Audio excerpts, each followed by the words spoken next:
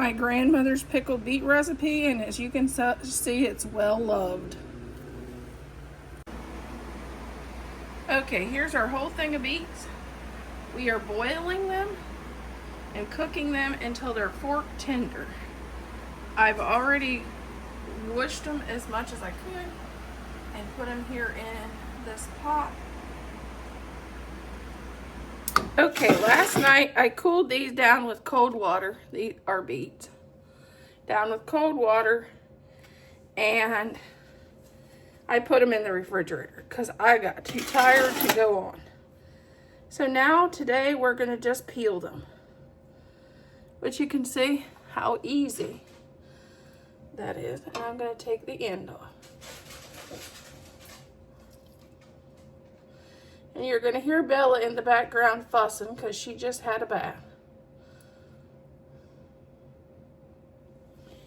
And then I'll just give it a quick wash. And we'll put that in our clean jar.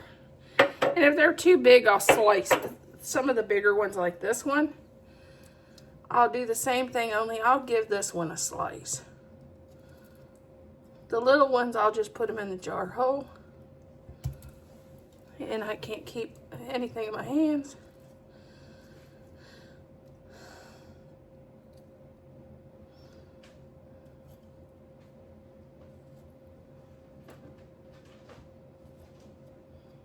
I'll just slice this one up and add it to my jar.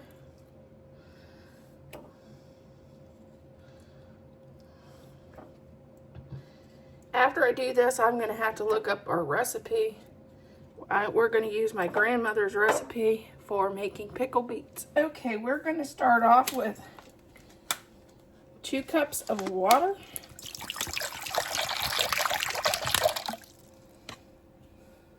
We're almost there.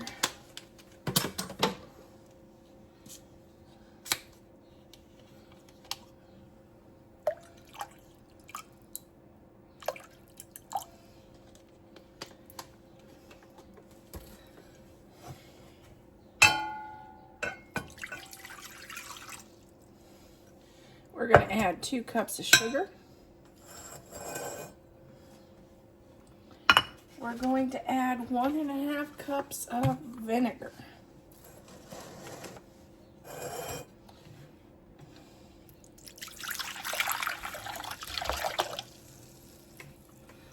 see where we're at.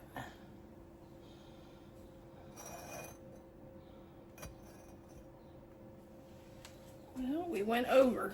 Okay, now we're at 1.5 cups of vinegar.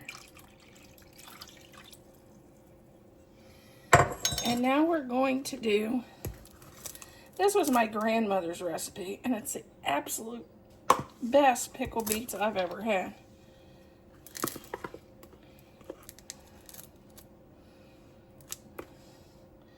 One tablespoon of cinnamon. And then here, we're going to avert from the recipe. 1 teaspoon of allspice, but if you don't have it, like I don't, I'm going to just substitute pumpkin pie spice.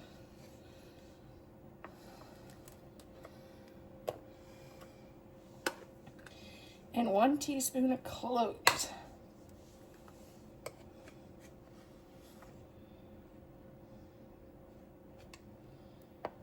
We're going to boil this until our sugar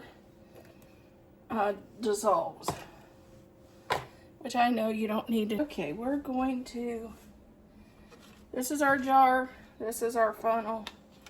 We're going to run our bubbler down in. And I just use a coffee cup. And fill our jars to the neck. Just like that. Then I take this out. You want to take a wet paper towel and wipe your rims. Because like right there, there's something on the outside of that rim. Got to make sure there's nothing on your rims. You can even use vinegar if you like. I use nice hot water. Okay. Now it's time to start getting the jars into the canner.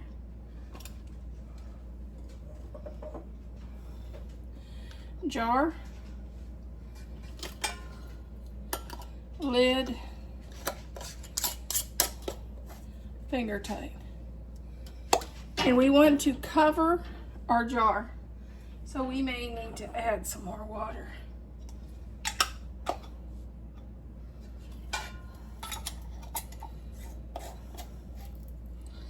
The water's cool, and so is the jars. I need a smidge more water so that the jars are covered. We ended up with 6 jars.